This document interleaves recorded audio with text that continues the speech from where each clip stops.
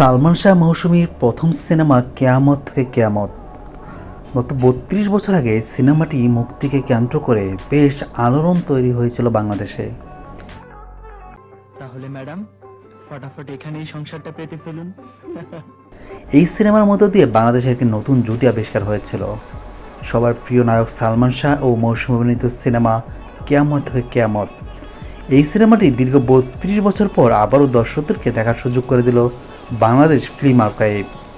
আগামী ১৩ই নভেম্বর সন্ধ্যা ৬টায় এই সিনেমাটি আগারগাঁও ফিল্ম আর্কাইভে প্রচার করা হবে। দর্শকরা সম্পূর্ণ বিনামূল্যে সালমান শাহ মৌসুমী অভিনীত সিনেমা কেয়ামত থেকে কেয়ামত এই সিনেমাটি দেখতে পারবেন। দীর্ঘ ৩২ বছর পর আবারও দর্শকদের মাঝে এই সিনেমাটি নিয়ে আসছেন আগারগাঁও ফিল্ম আর্কাইভ। আর্কাইভ সেন্টারে আগামী ১৩ই নভেম্বর সিনেমাটি প্রচার করা হবে। কেয়ামত থেকে কেয়ামত এই সিনেমাটি মুক্তি উপলক্ষে সালমান ভক্তরা ইতিমধ্যেই ব্যানার ফেস্টুন নিয়ে প্রচারণায় নেমে পড়েছেন।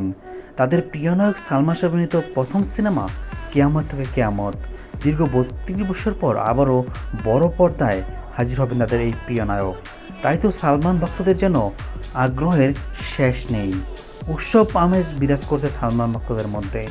দীর্ঘ ৩২ বছর পর তাদের প্রিয় নায়কের প্রথম সিনেমা আবারও মুক্তি দিতে যাচ্ছে ফিল্ম আর্কাইভ।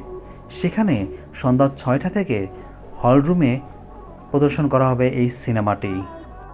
ইতিমধ্যে আর্কাইভ ভবন থেকে একটি বিজ্ঞপ্তিতে জানানো হয়েছে, আসছে আগামী ১৩ই নভেম্বর রোজ বৃহস্পতিবার সন্ধ্যা ৬টায় আর্কাইভ ভবনে হলরুমে এই সিনেমাটি প্রদর্শন করা হবে। সালমান ভক্তরা তাদের প্রিয় নায়কের প্রথম অভিনীত সিনেমা কেয়ামত থেকে কেয়ামত এই সিনেমাটি দেখতে পারবেন এবং সবাইকে সিনেমাটি দেখার আমন্ত্রণ জানিয়েছেন সালমান ভক্তরা। আর্কাইভ ভবন, আগারগাঁও।